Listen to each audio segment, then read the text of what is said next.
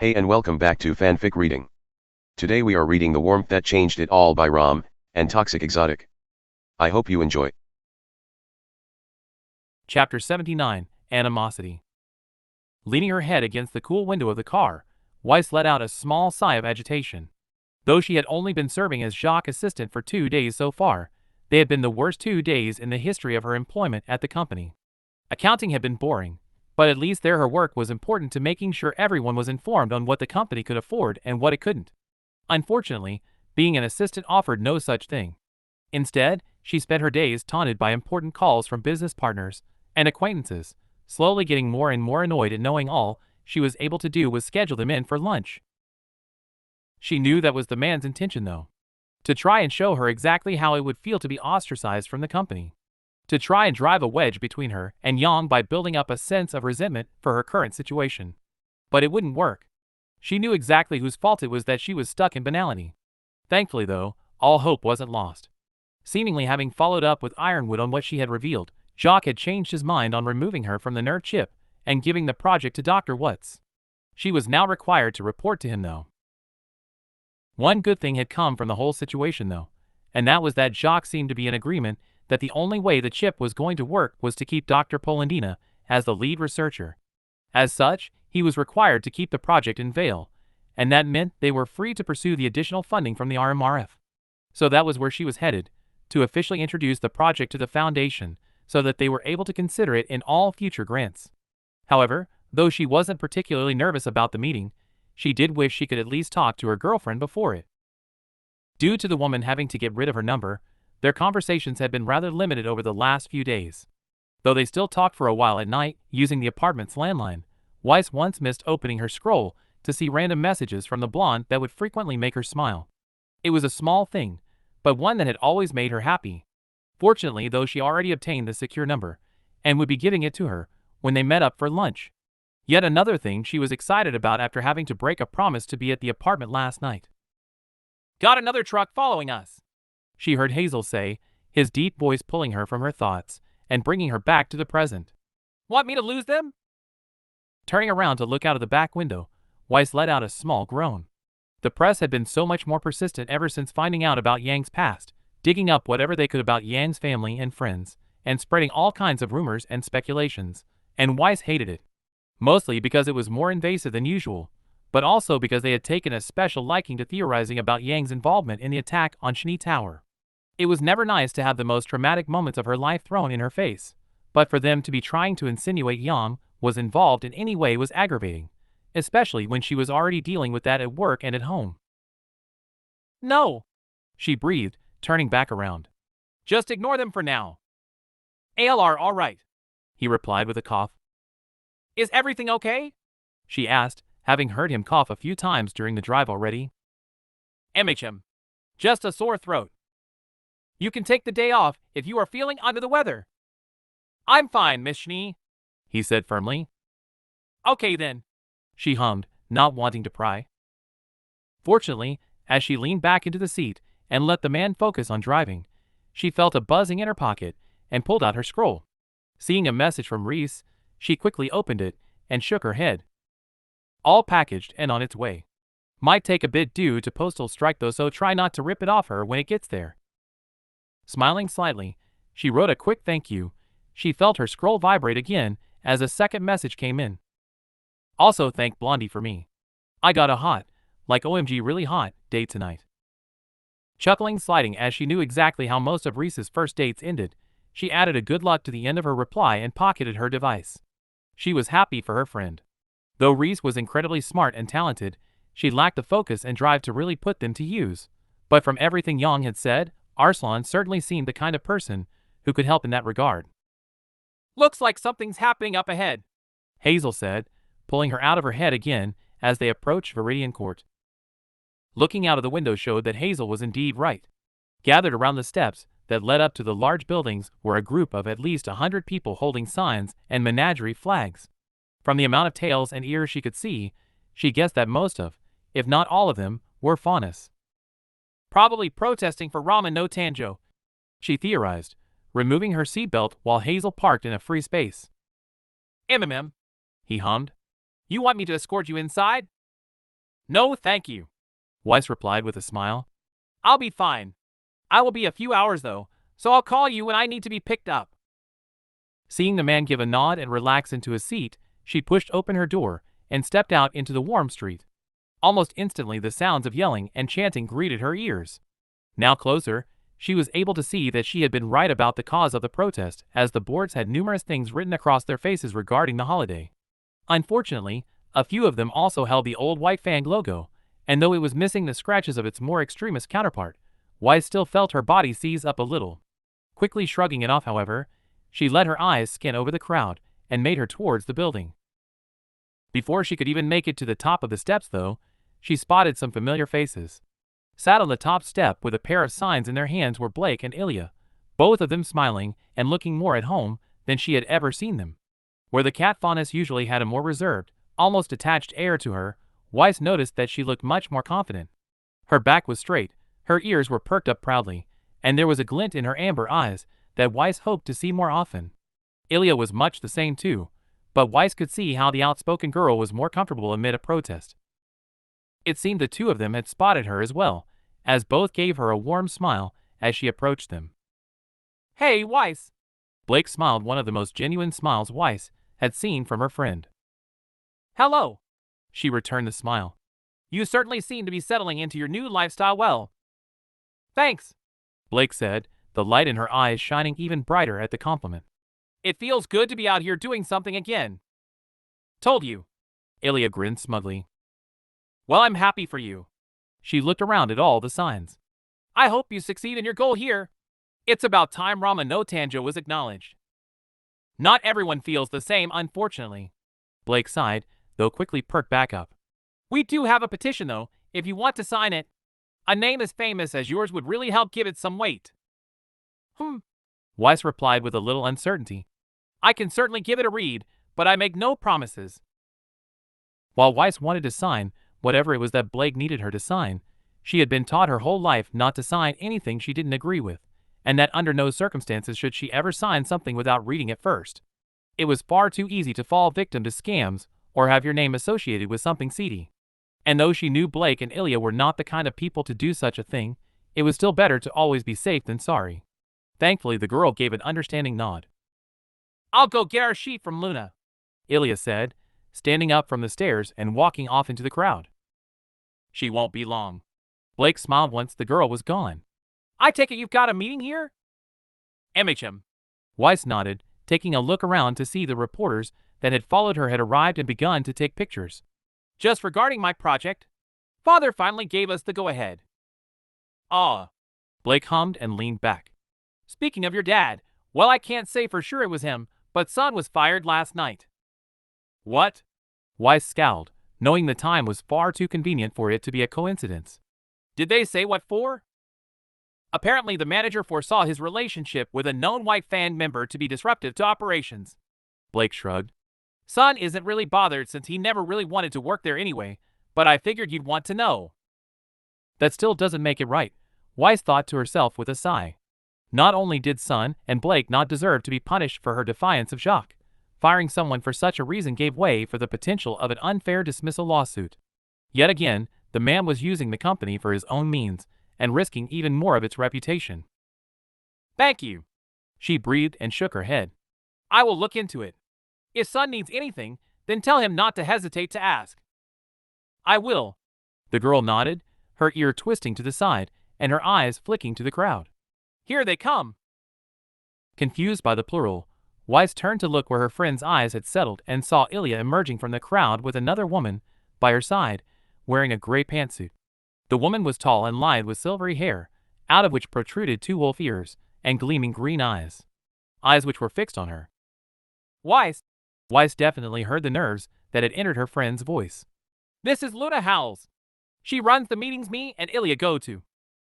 At the mention of the name, Weiss felt a chill run through her. Before her was a person that Yang didn't seem to trust, and she knew a part of that was because the woman's brother had taken part in the attack on Shinny Tower. To say that didn't put her a little on edge would be a lie, but not wanting to insult the woman, nor judge her unfairly, as she knew what it was like to have a family member ruin your name, she held out her hand with a friendly smile. Nice to meet you. The woman took her hand as Weiss struggled not to wince. Though the grip wasn't especially painful, there was definitely more force than necessary. "You too," Luna said in a voice that sounded more like a growl than anything. "Ilya said you wanted to sign our petition?" "I said I would like to read it," Weiss corrected her, their hands still joined. "I will sign if I agree with it.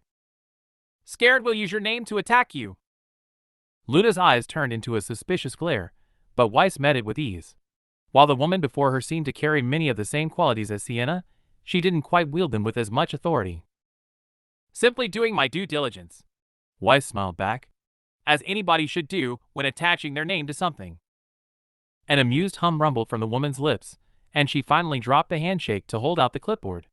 "Fair enough." Happy to see that more than half the pages had been signed, Weiss accepted it and scanned the top of the page. Just as she expected, there was nothing that she opposed, simply a call for the holiday to be officially registered as a cultural holiday so that employers couldn't force faunists to work on a day that was special to them. That itself was something Weiss definitely agreed with. So quickly taking the pen that was attached to the clipboard, she scrawled her name and number in one of the boxes and handed it back to Luna. "Looks good, I guess," the woman growled. "Thanks." "No problem," she nodded. Silence filled the space between them for a second, and Weiss saw the woman's green eyes narrow as they fell upon her scar. "I suppose I should apologize for that too," she grunted reluctantly. "I'm sorry that Perry played any part in giving you it." Reaching up to graze a finger against her scar for a moment, Weiss shook her head. "That's not your fault. His actions were his own." "Very well," Luna replied with a small nod. "Well, if that is all, I will be dash." "Actually," Weiss interrupted her before she could walk off, "there is something I would like to ask." "Oh," a dark silver eyebrow raised curiously. "And what is that?" Weiss a second to try and find a way to ask what she wanted without coming off as entitled to it. "Well," she said cautiously, "one day soon I shall be in charge of a company, but I do not wish to make the same mistakes that others have made regarding their treatment of faunists. However, I fully admit to not having the greatest understanding of the issues your people face, but I would like to learn as much as I can so that I can make the best decision possible for as many people as possible. Which is why I would like to ask a favor that I completely understand may be too much." "And that favor is?" "I would like to sit in on one of your group sessions." Out of the corner of her eye, she saw Blake and Ilya exchange a surprised look.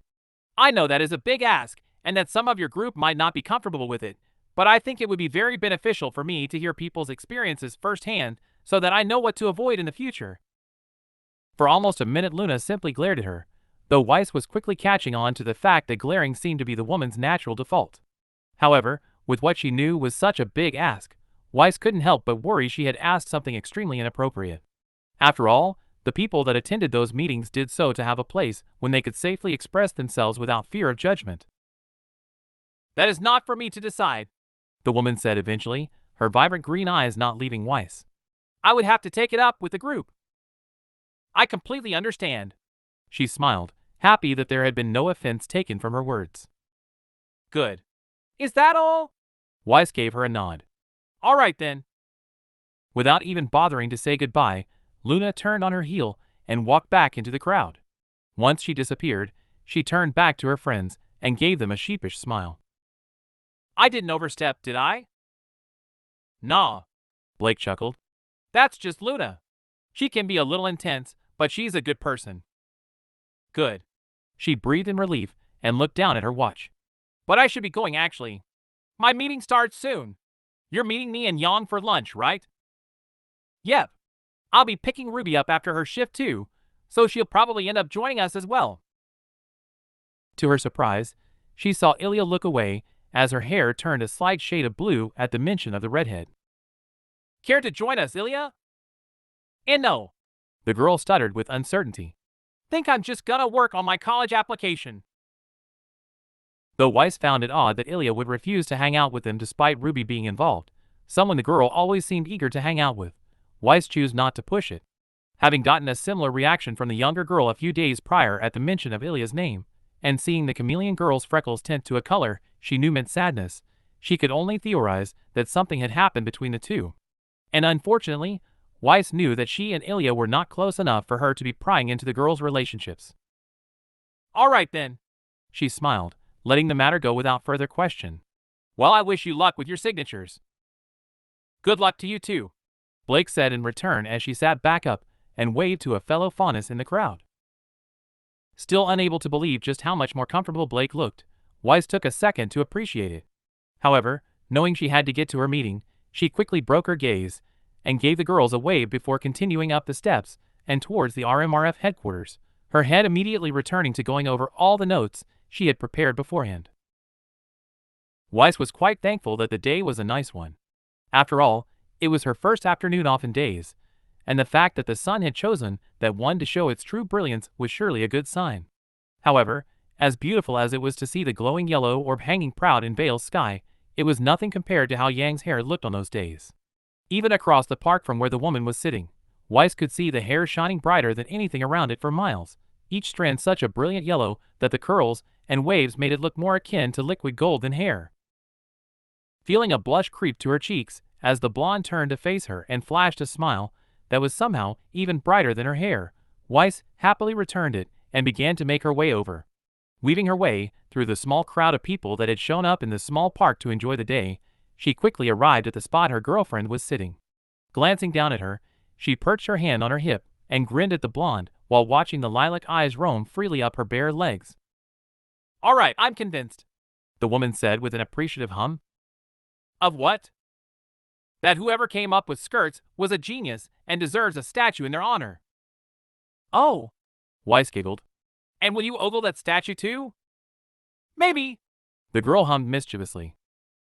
Chuckling to herself as the chef patted the ground between her legs, Weiss happily set her bag down and sat down between them. Leaning in, she pressed a kiss against her girlfriend's lips. Out of the corner of her eye, she spotted a newsman pull up but ignored it. Their intrusion was getting tiresome, but she wasn't going to let them interrupt what little time she had with the woman she loved. Lemons? She asked curiously, feeling the taste of them on her lips. Strawberry lemonade. The girl smirked and held up a see-through cup of yellow slush with red at the bottom. Want to try it? Giving a hesitant nod, as Yang's taste and drink was very different to hers, she leaned forwards and took a sip of the cold liquid. Almost immediately her face cringed at just how sweet it was. So sweet in fact that she couldn't even taste the sourness that lemons were famous for. Wow, she coughed. I definitely see diabetes in your future. Small price to pay. The woman laughed and took a sip herself. So how was your meeting? It was more of a presentation than anything, Weiss hummed, relaxing back into the blonde as arms wrapped around her. But it went well. They definitely seemed interested in the chip. They'd be stupid not to be. Yang hummed and pulled out her scroll. Speaking of chips? Ah, yes. Rummaging in her bag, she pulled out a tiny plastic card and passed it to the boxer. Only numbers you register with the STC will be able to contact you now, so don't forget to call and log them. I already had them register mine. Little inconvenient, but saves me waking up to hundreds of messages again, Weiss grimaced, knowing firsthand how annoying that could be. So why don't you have one of these anyway? I get business calls all the time, so it would be more of a hindrance. She shrugged. Easier to simply change my number and then replace it on the site. That's fair. Yang nodded and slipped the card into the scroll. A small hint of happiness rushed through her as the device connected to the network. Before the woman could do anything though, the device let out a loud ping and the message Weiss had sent earlier showed up on screen. It was nothing much, merely a simple I love you. But she was proud of the fact it caused Yang to smile. Ah, she cooed. I love you too. As they pressed their lips together, Weiss heard a small groan to their side and opened her eyes to see Blake and Ruby approaching. In their hands were two large trays that she assumed was filled with food and drink. As their eyes met, Ruby gave Weiss an oddly happy smile and a wave, which she quickly returned. Why did I even pick up food if you're just gonna eat Weiss' face? You're one to talk, Yang countered as they parted, Weiss slipping out from between her legs to sit beside her girlfriend. You never leave Sun alone when you're together. And yet we're still more behaved than you, Blake replied smugly, causing Ruby to chuckle as they sat down. You owe me 20 lean though.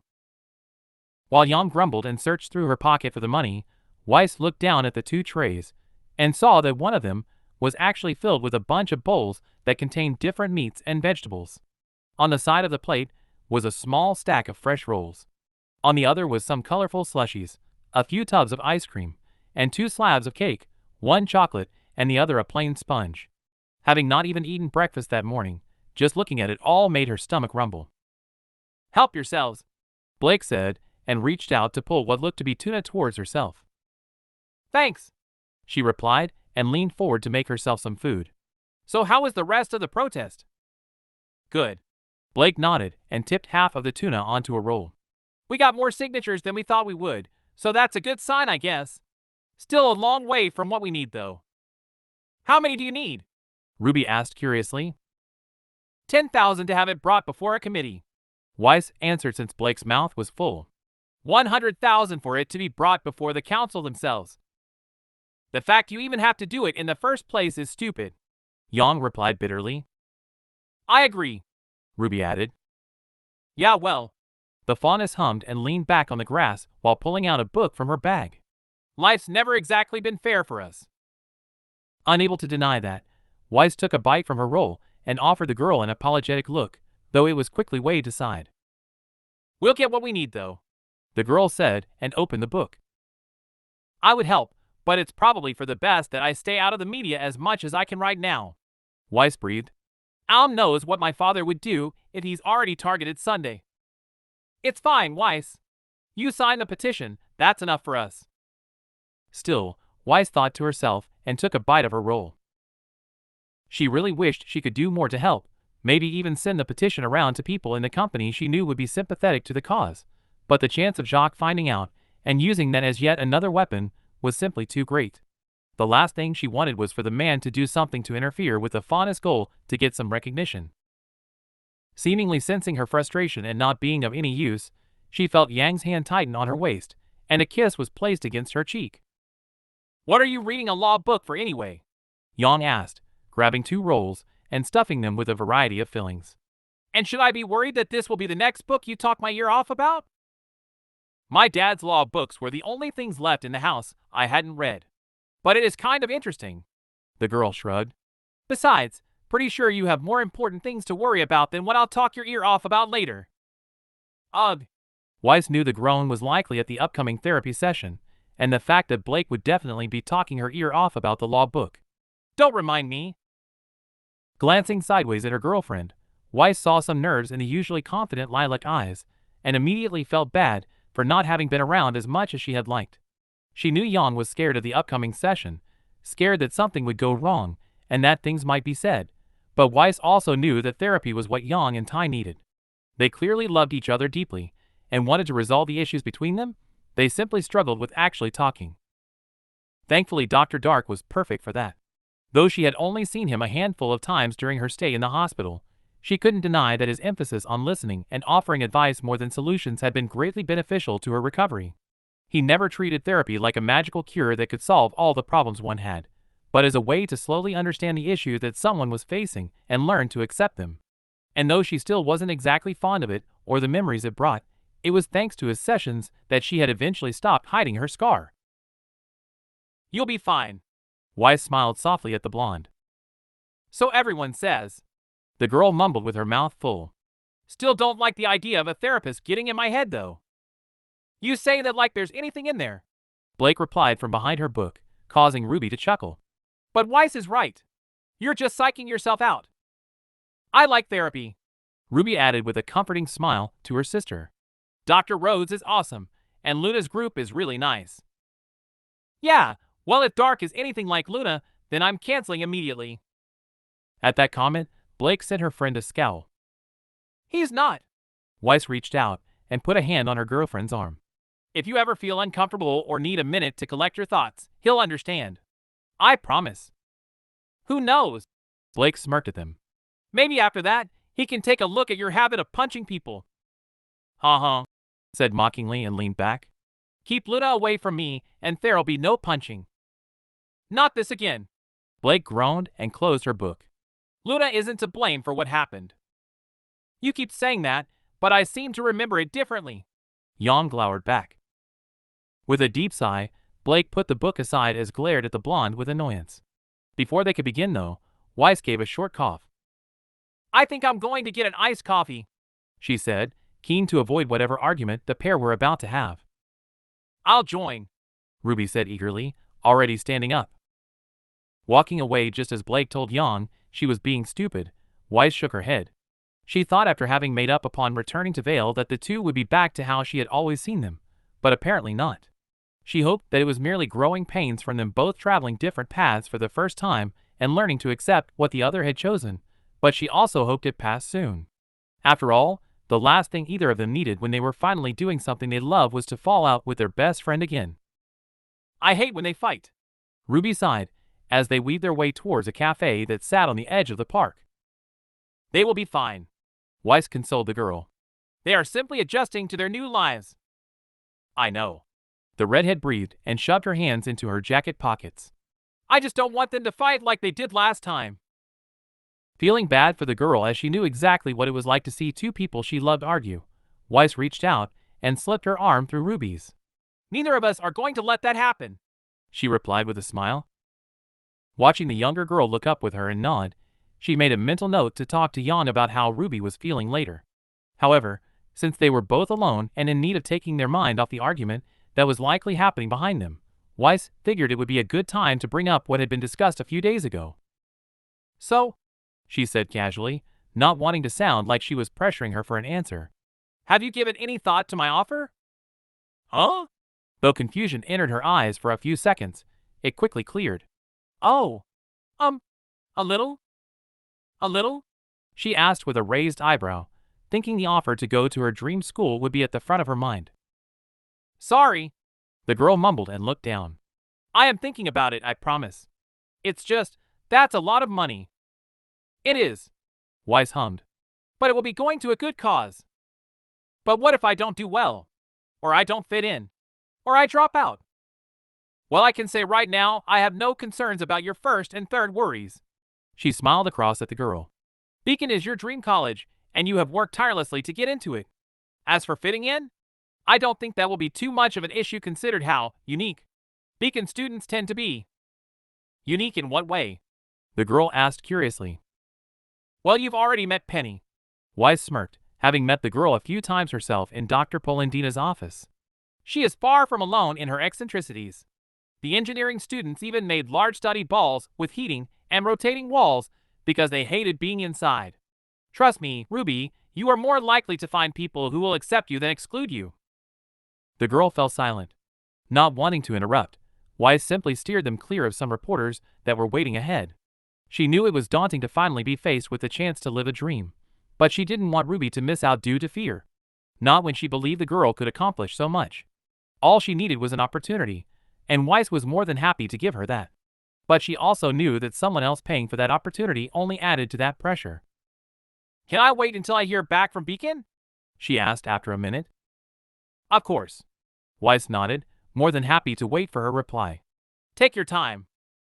Thanks, the girl said with a breath of relief. Letting go of Ruby's arm as they reached the cafe, she gave the girl a smile and pushed open the door to be greeted by the delicious smell of coffee. Almost immediately, Ruby's eyes widened at the sight of freshly baked cookies on the counter, and she rushed forward to inspect them. Feeling an odd warmth at seeing the girl once again being so happy, Weiss chuckled lightly and moved over to join her. I see someone's cookie addiction is back, she remarked. MHM. Ruby hummed in return as she looked over the cookies. Sorry, I was moody last time. She shook her head and signaled for the waitress to grab whatever the girl picked out. It's fine. As I said, I know how it can feel to have people try and take advantage of you. The young rose deflated a little as she pointed to a triple chocolate cookie. It wasn't that. Weiss raised her eyebrow again. I mean it was a little, but... The girl cut herself off, and Weiss looked aside to see conflict in the girl's eyes. If something is bothering you, you can talk to me, she said. Pointing to the iced coffee on the menu, she sat down on a nearby stool and gave Ruby an encouraging look. Though Ruby had already confided in her a few times, she didn't quite know if those were simply because she was nearby at the time or if the girl trusted her. Wanting it to be the latter, however, she waited patiently for the redhead to make her decision. It wasn't until they left the store again, with a coffee and a whole bag of cookies in hand, that Ruby finally talked though, but the revelation finally made everything make sense. Ilya asked me out, the girl said nervously, taking a bite of her cookie. A quick glance to the side showed that Ruby was once again looking at her feet with a worried crease on her forehead. Though Yang had talked about Ruby quite often, there had never really been any mention to the girl's romantic interests. In fact, all Weiss knew was that despite Oscar having an extremely obvious crush on her, nothing had ever happened. Whether that was because the girl only saw him as a friend, or because of something else, she didn't know, but she also suspected Yang didn't either. "Oh," she said, trying not to sound too interested since it was clearly something Ruby was unsure about. "When did that happen?" "After your party." "And I take it that you said no?"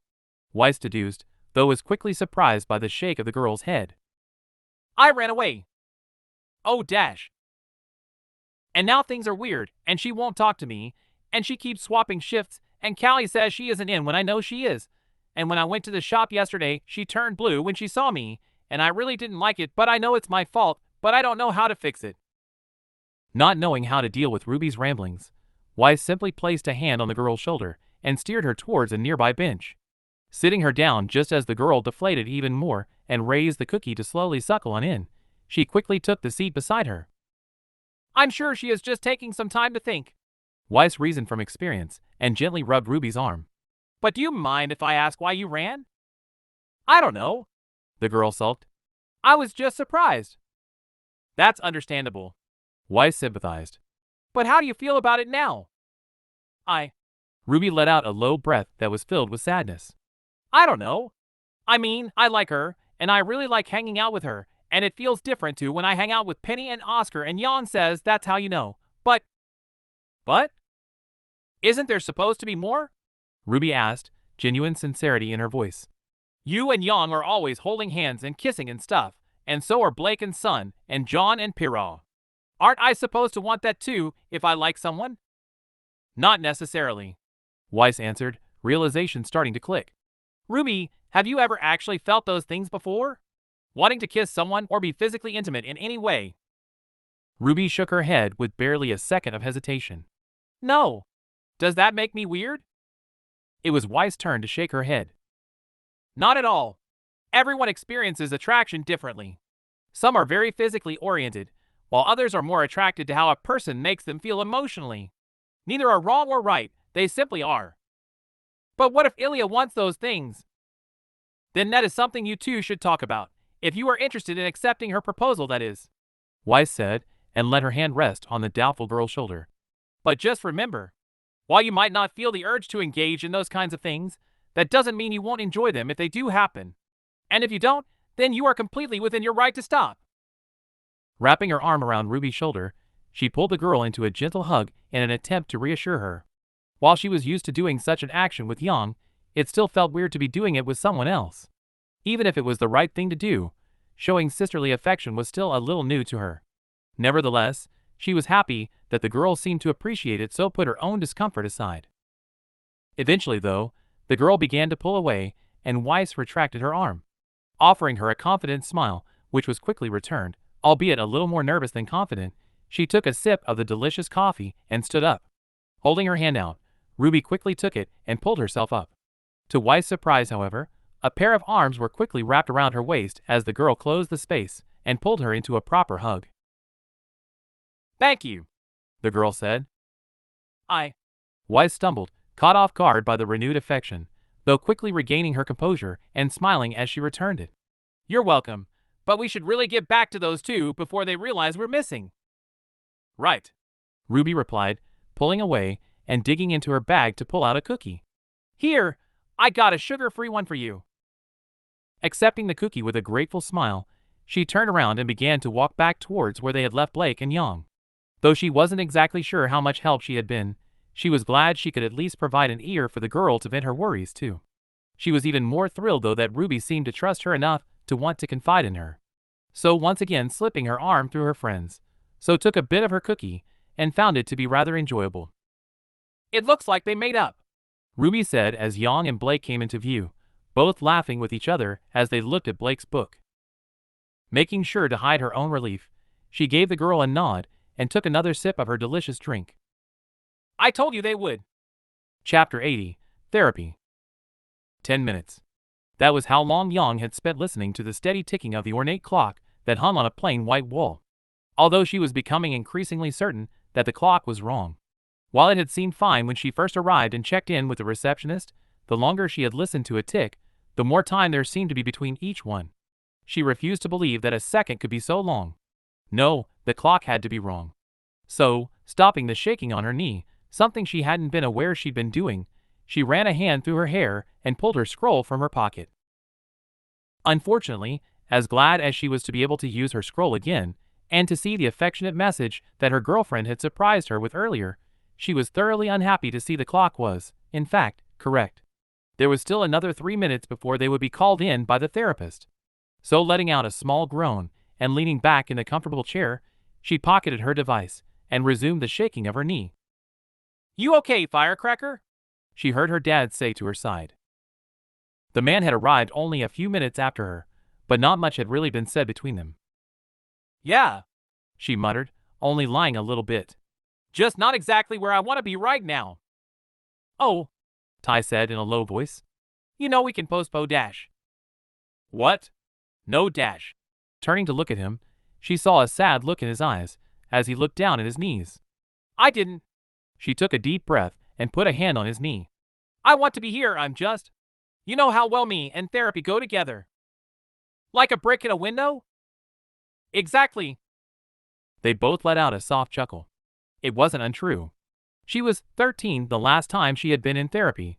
The doctor she'd been seeing had tried his best to get her to talk about her mom. He'd wrongly believed that there was some link between Summer's death and her anger and refused to let it go. As such, when she had left, she had taken his door with her. In hindsight, it wasn't the best plan since her dad had been forced to pay for it, but Ty had never asked her to see another one again. "But," she let out another breath and returned both her hands to her pockets. "This is a good thing." "It is," Ty nodded. "Then we are all in agreement," a third person said in a confident voice. Looking up from her knees, and seeing Ty do the same, towards the doorway, she was greeted by a lanky man in his 40s, with hair so dark that even Blake seemed light by comparison. His eyes were a shocking silver that seemed to twinkle in the light, brightened even more by a black sports coat with a gray turtleneck that covered his chest. Plain gray jeans covered his lower half, ending at a pair of black leather shoes that looked more expensive than anything Yang owned. "That is always a good first step," he continued in an accent she couldn't quite place, a friendly smile on his face as he held out his hands. "Dr. Modi Dark." Though Ty quickly stood up and took one of them, Yang was a little cautious. However, trying her best to ignore her brain, which was reminding her of past sessions, she slowly stood up from her chair and nervously accepted the bony handshake. "Taeyong," Ty said politely. "This is my daughter, Yang." "It's a pleasure to meet you both." The lanky man's eyes swept over them both before inclining his head in acknowledgement. "If you'd like to enter my office, I will give you a small rundown of what today's meeting will entail." Walking past the man and into the office, Yang found herself quite taken aback. Previous therapy offices she had visited usually had certificates lining the wall, maybe even a few Rorschach paintings or other therapeutic mementos. There was none of that this time, however. Instead, the walls were rather plain except for a few normal paintings of a village that were actually quite well done. As was the rest of the room actually, with the room being empty of all but a few chairs and a desk, upon which sat a picture of the doctor, and another man stood before an altar. Taking her seat in one of them, as her dad walked over to the wall, she shrugged off her jacket and silenced her scroll. "Sweden?" she heard her dad ask as the door was shut. "My home," Dark replied with a surprised smile. "You been?" "Once with my wife." He nodded. "It's a lovely village." "That's kind of you," Dark said, though looked at Ty with a little more interest. "But are you ready to begin?" Giving a grunt of confirmation and crossing her arms, she watched the man walk over to the large wooden desk and sit down. Feeling a little discomfort as he pulled out a notepad and crossed his legs, Yang squirmed a little in her seat and refused to meet his eyes. However, seeing her dad sit in the chair next to her and remembering why she was there, she lifted her head and gave a nod. "Good," the man said and wrote something down. "So since this is just a short session to help us get to know each other a little better, I'd like to go over what each person should expect going forth, and then lay down a few ground rules for how things should progress. Does that sound reasonable to you both? It does, Ty nodded. After a few seconds, both of their eyes turned to her. Oh, yeah, sure. Perfect, the man said, scrawling something else down before putting the notepad down. Now, the first thing I would like to make perfectly clear is that therapy is a give and take. I won't force you to talk if you don't want to, but I cannot help you if you are not honest with me, and you will only get out of these sessions what you are willing to put in. How much that is, however, is up to you. It's also important that you understand that therapy isn't a quick fix. There is no immediate solution or drug that I can give you that will have you leaving this office holding hands and singing merry songs together. All I can do is attempt to understand what has caused a rift between the pair of you and attempt to offer advice and insight on how to close it. Something that you will have to continue to do yourselves outside of these sessions too. That all sounds reasonable. Ty agreed almost immediately. Right, Yang? You don't have to answer that, Yang, Dark said before Yang could answer. One thing I like to leave out of these sessions is leading questions. They present an expectation for a certain answer that can be rather uncomfortable. Oh, sorry. It's fine, he smiled. Yang, did everything I say sound okay to you? Why yeah, Yang replied curiously. Just from that rule alone, it seemed this man might be different from the last. That's fine. Great, he said in a neutral voice. Now, in addition to that rule, I would also like to ask that you don't interrupt each other.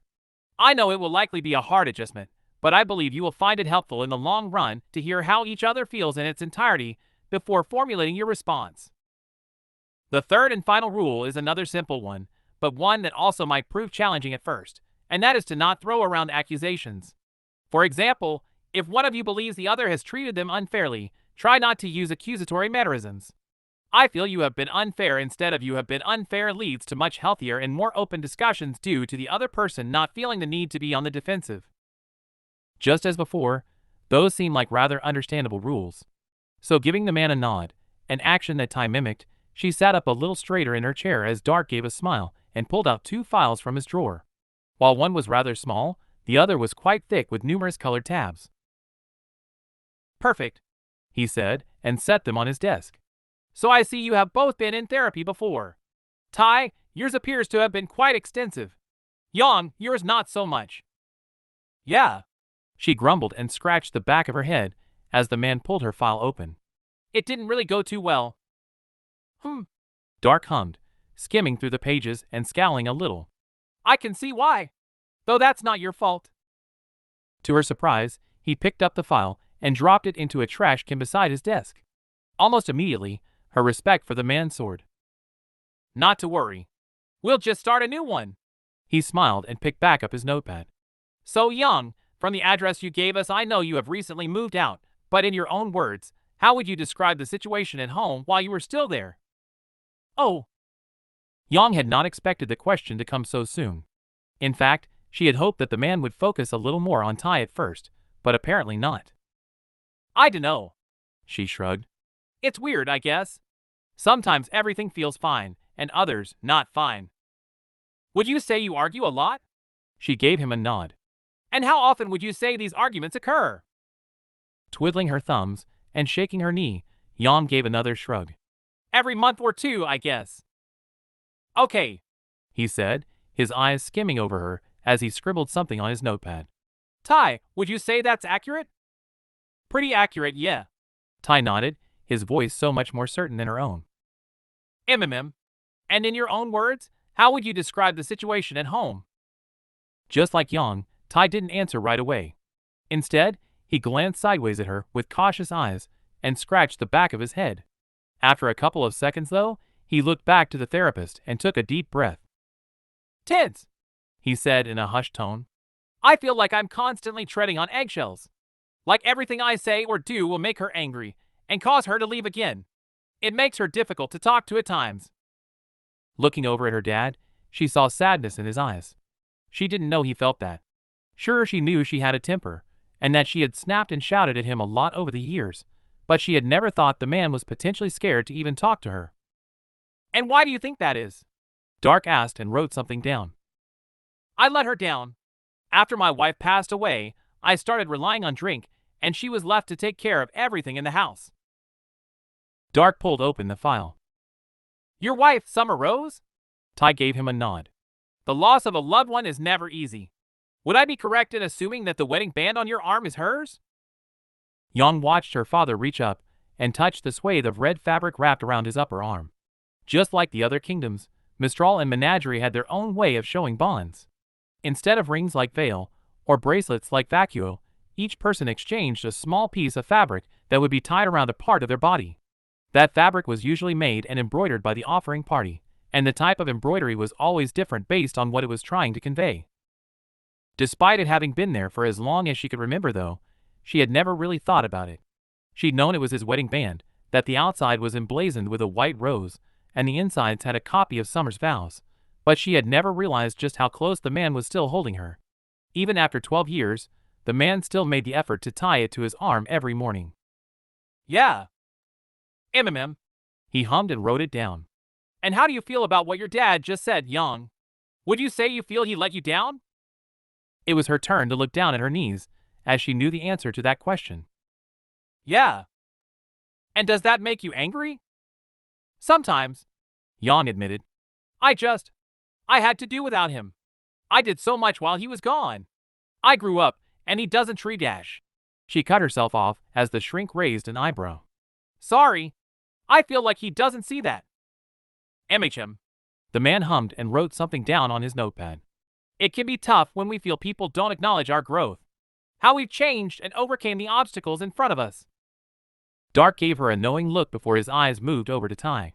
She knew immediately what he was hinting at, but couldn't really deny it. While she was definitely proud of her dad for getting his addiction under control, and happy that he had come back to her, she knew she didn't show that as often as she should. And from the look in Tai's eyes, he was also having his own realization. I do see you as an adult, Yang, he said. And I'm proud of who you become. I just want to be your dad, but you became so strong and independent so quickly, and I miss so much that I don't know how to do that anymore. Maybe I don't show it enough, but I get how much you went through, Yang replied. I know it wasn't easy, and that you did your best, and I want you to be my dad too. I just don't need you to guide or decide for me anymore. I need you to let me make my own decisions, and just be there to pick me up if I fail. I can do that. Giving each other a smile, Yang felt a small wave of relief rush through her. It was an argument they'd had plenty of times before, but never had Yang truly felt like the man had hurt her. This time, however, looking into his eyes, it felt different. It felt like her words had finally sunk in. That was a lot easier than I thought. Yang breathed and sat back in her chair. To her surprise, Dark let out a small chuckle. It helps that I have seen 20 families such as yourselves this week alone, he said, and placed his notepad down. Believe me, you are not alone in your feelings. A breakdown in communication is extremely common, but thankfully the root of yours appears to be rather obvious. That's good? Usually, yes. Sometimes the root of an issue is easy to find, others it takes some digging. But when you find it, it helps you to understand why you are acting in such a way, and once you know that, you can work on acting the opposite. With the root of the issue solved, you are then free to work on the problems it created without fear of new ones sprouting, as you do by reflecting on what led to them. It's what we refer to as root cause therapy. Ah. Yang hummed and nodded along, sort of getting the idea. And ours would be? Tai asked. I have an idea, he said, and closed the notepad.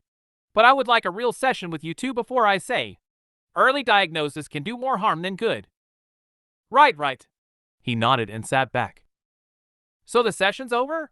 Yang asked, trying to keep the relief out of her voice. While he was definitely better than her last therapist, she was still a little uncomfortable. Thankfully, the man didn't seem to take any offense. For today. Yes. Dark smiled at them both. But today was a good day. You both accepted something about the other, so be proud of that. Nodding at the man, Yang pulled her jacket back over her shoulders. So we just wait for the next appointment. For now, Dark said, and stood up from his desk. Once we figure out the root cause, we can discuss out-of-office therapy, but for now I'm thinking every other week would be a great start. Is there any particular day that works for you? I'm free on Wednesdays, she replied. I can move some shifts around to do that. That works perfectly. Dark tapping on the keyboard of his computer. I have my 11 a.m. slot available. That's fine. Yang smiled at him and took a hand as it was offered out. "Thanks. The pleasure was mine," he said, shaking her dad's hand too. Letting his hand go, both of them gave the man a smile and turned to walk towards the door. Before leaving, however, Yang cast a look back at him and saw that he was once again writing in the notepad. Previously, when she had seen her therapist do that, she had worried about what they were writing, but she wasn't so much with him. The man actually seemed like he knew what he was doing, so not giving it a second thought, she turned back around and followed her dad out of the room and through the reception. The session was definitely better than she expected. As Weiss had told her, he hadn't tired to pry too much, instead letting her work it out herself. It was something she appreciated. She also appreciated that her dad had been honest with her. Unfortunately, as she straddled her bike and watched Ty play with his keys, one of the man's answers rang out clearly in her head. "Hey, Dad," she said, causing him to turn around. Are you really scared to talk to me?" The man paused his fiddling and ran a hand through his hair. Leaning back against the car, she saw the sadness enter his eyes again and knew the answer before he gave it. "Sometimes," he admitted. "Oh," she hummed, feeling a sense of shame well inside of her. For all the times they'd fought, she'd never really thought about how he felt about it. "I'm sorry." "It's fine," Ty said with a smile. "It's not." She shook her head. "But I'll work on that. I promise." "Okay." He nodded and finally found the right key. "But I should get back to work. Don't forget that Ruby wants us to all have dinner tomorrow. I'll do burgers." "Sounds good." Yang nodded and watched him step inside the car. Giving the man a wave, as he started up the engine and drove away, Yang let out a groan and pressed her forehead against the handlebars of her bike. As much as she was relieved that the man had finally heard her concerns, hearing his concern had hurt. She never wanted her family to be scared to talk to her, and the fact that they didn't sit right with her. So resolving to change that and throw herself into whatever Dr. Dark suggested, she took a deep breath and slipped the key into the ignition. Hopefully the long drive would help clear her mind a little and think over how to make sure nothing went wrong at tomorrow's dinner. Letting out a low breath as she finalized the closest statement of her college essay, Weiss leaned back into the couch and pulled the tiara from her hair while checking the clock on the wall. It was almost 1 o'clock, which meant Yang's meeting had finished and the woman should be on her way home. Or at least, she hoped she was. After all, she knew just how draining the first session could be and wanted to be there for her, so had decided to skip her class and wait at the apartment to provide what would likely be some much-needed comfort. The extra time to herself had also proven useful in catching up on some of the coursework that she had been ignoring due to Jacques keeping her busy. And thought there was still quite a bit to do, she had managed to at least knock out one piece from the growing pile. However, before getting started on another piece, she needed another coffee. So standing up stretching her arms, she made her way towards the doorway. As she entered the kitchen though, she found herself looking at her girlfriend pouring some coffee into a cup while a pot of milk slowly boiled beside it. "Figured you'd come for this sooner or later." The girl smirked and held the cup out. "Shouldn't you be in class though?" "Technically, yes." Weiss grinned and accepted the drink. "But I wanted to be here when you got back." "How long have you been back?" "About 10 minutes. Yang shrugged and dumped a packet of strawberry hot chocolate she had likely stolen from Blake's shop into a cup. "Didn't want to interrupt your studying." "You can interrupt my studies whenever you like." She chuckled and moved in closer to her girlfriend. "So, how did it go?" "Well."